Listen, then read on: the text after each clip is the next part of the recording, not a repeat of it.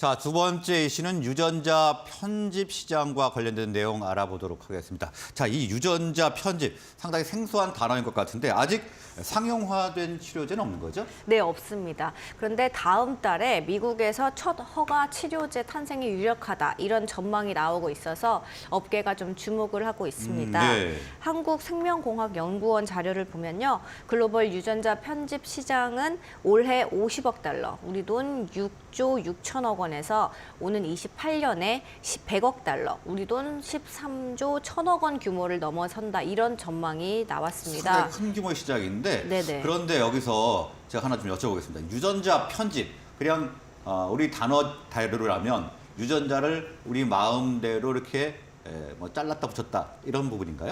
네, 그렇게 보셔도 무방할 것 네. 같습니다. 왜냐하면 유전자 편집은 이제 특정 유전자를 선택적으로 제거하거나 이제 염기 서열을 변경해서 긍정적인 돌연 변이를 일으키는 기술입니다. 그래서 가장 대표적인 유전자 편집 기술이 크리스퍼 유전자 가위고요. 여기서 이제 질병을 유발하는 DNA를 가위로 잘라서 붙이는 특성에 기인해서 이렇게 유전자 가위라는 이름을 붙이기도 했습니다. 네.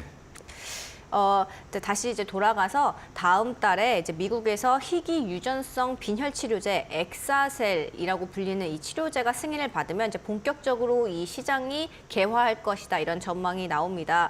이 희귀 유전성 빈혈 치료제는 겸상 적혈구 빈혈증이라고도 불리는데요. 조금 생소하실 것 같아서 설명을 해드리면 이 질환은 적혈구의 단백질인 헤모글로빈이 비정상적인 형태를 보이는 질병을 말합니다. 네. 이 비정상적인 헤모글로빈이 몸 안에서 서로 막 뭉치면서 혈류를 차단하고 통증을 유발하고 또 장기 손상을 유발하는 이런 질환입니다.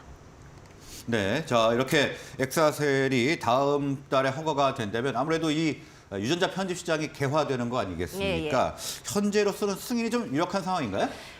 다음 달 8일이 돼야 이제 알 수 네. 있을 것 같은데요. 근데 부작용 우려가 조금 나오고 있어서 낙관적이지만은 않은 분위기 같습니다. 이제 개발사인 버텍스 제약은 46명 대상으로 치료제를 사용했고 이 중 30명은 18개월 동안 추적 관찰한 결과 여기 중에서 29명이 1년 동안 통증을 전혀 느끼지 않았다고 했고요. 그리고 이 중에서 30명 모두 통증으로 병원에 입원한 사례가 하나도 없었다. 이렇게 밝혔습니다. 연구에 참여한 사람들은 실제로 더 이상 적혈구 수혈이 따로 필요하지 않은 그렇게 좀 임상적으로 좀 긍정적인 결과를 냈는데 이것만 보면 성공적인데 FDA 측에서는 이 크리스퍼 유전자 가위의 예상치 못한 부작용이 좀 우려된다 이렇게 밝히고 있습니다. 이제 크리스퍼 가위가 사람의 유전차에 영향을 줘가지고 나중에 암이나 장애를 일으킬 수 있다 이런 입장인데요. 네. 그래서 FDA는 다음 달 8일에 이제 엑사셀이 개발한 이 기술이 앞으로 추가 연구가 더 필요할지 아니면은 바로 승인을 내줄지 여기에 좀 시장이 이제 관심을 갖고 있습니다. 네, 그렇게 낙관할 만한 상황은 아닌 것 같은데 다음 달 8일 잘 살펴봐야 될 것 같고요. 방금 전에 유전자 편집에 대해서 간단하게 좀 설명을 해주셨는데 유전자 편집, 유전자 가위 다 이렇게 비슷한 말이라고 보면 되는 건가요? 네네. 사실상 같은 동일한 말이라고 보면 되겠습니다. 네. 이제 유전자 편집 기술의 가장 대표적인 기술이 크리스퍼 유전자 가위고 이건 이제 가위라는 거는 DNA를 이제 잘라 붙여서 이렇게 새로운 긍정적인 돌연변을 만든다 이런 의미이고요. 이 기술은 2011년에 개발이 처음 됐고 이제 국제학술지 사이언스라는 곳에 소개가 되면서 전 세계적으로 주목을 받았습니다. 희귀 질환을 치료할 수 있는 이 실마리를 찾았다 이런 기대감 때문이었는데요. 그래서 실제로 이 유전자 가위 기술 개발자들은 2020년에 노벨 화학상을 수상하기도 했습니다. 크리스퍼 유전자 가위 기술은 전체 유전자 편집 기술에서 70% 정도를 차지할 정도로 대부분의 유전자 가위 기술을 차지한다고 보면 됩니다. 엑사셀도 물론 이 기술이 적용이 됐고요.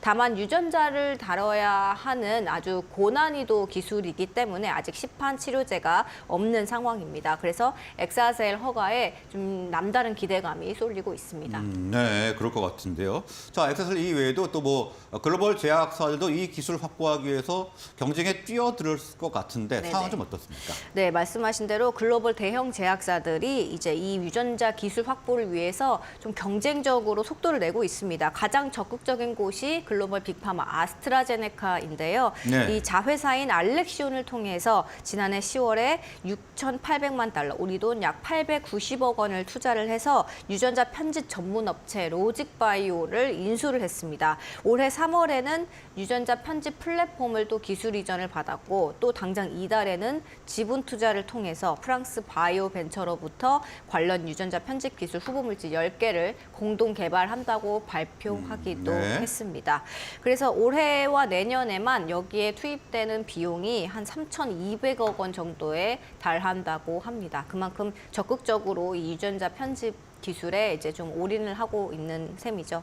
일라이릴리라는 이제 글로벌 빅파마도 유전자 편집 기술에 관심이 많은 모습입니다. 일라이릴리도 최근에 심장병 유전자 편집 의약품을 개발하기 위해서 유전자 가위 바이오벤처로부터 치료제 개발 권리를 인수를 했습니다.